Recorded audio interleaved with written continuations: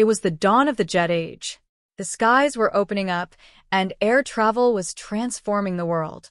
South African Airways Flight 201 was part of this revolution, one of the first commercial jetliner flights connecting continents at speeds never seen before. The aircraft, a British-built de Havilland Comet, represented the future of aviation.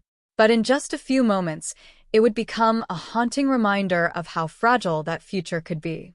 On April 8, 1954, Flight 201 departed from Rome, Italy, en route to Johannesburg, South Africa, with a planned stop in Cairo. On board were 14 passengers and 7 crew members.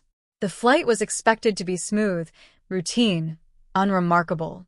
But as the aircraft climbed toward cruising altitude, something went terribly wrong. Without warning, the plane vanished. There was no distress call, no sign of trouble, no warning at all. One moment, it was soaring through the skies, the next, it was gone. Hours passed with no communication. Air traffic control desperately tried to establish contact, but there was only silence. Search and rescue teams were deployed, scanning the vast expanse of the Mediterranean Sea, hoping to find any trace of the missing flight. Then the grim discovery came. Wreckage was spotted floating in the waters off the coast of Naples. There were no survivors. Flight 201 had been completely destroyed, its passengers and crew lost in an instant. The aviation world was in shock. This was not the first time a de Havilland Comet had suffered a catastrophic accident. Just months earlier, 2 other Comet jets had broken apart in midair under similarly mysterious circumstances. Now, the tragedy of Flight 201 raised an urgent question. Was there a fatal flaw in the world's first commercial jetliner?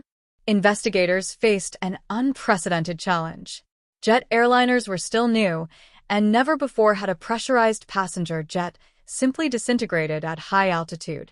There was no black box, no flight data recorder, only the wreckage recovered from the sea. As engineers examined the debris, a terrifying truth emerged.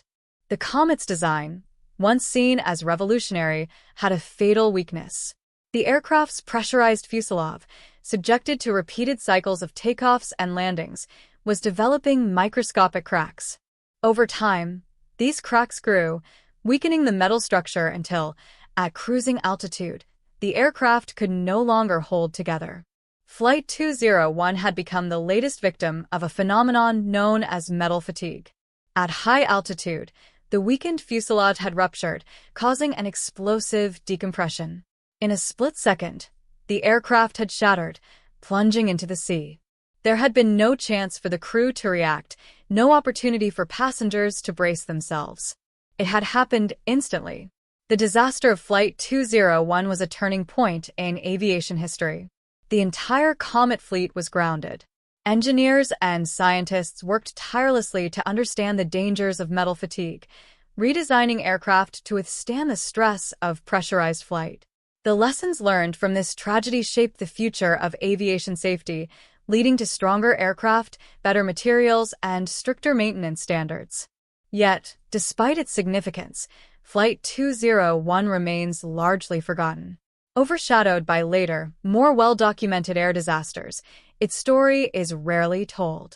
But for those who lost their lives that day, and for the engineers who turned tragedy into progress, its legacy lives on. South African Airways Flight 201 was a warning, one that changed the course of aviation forever.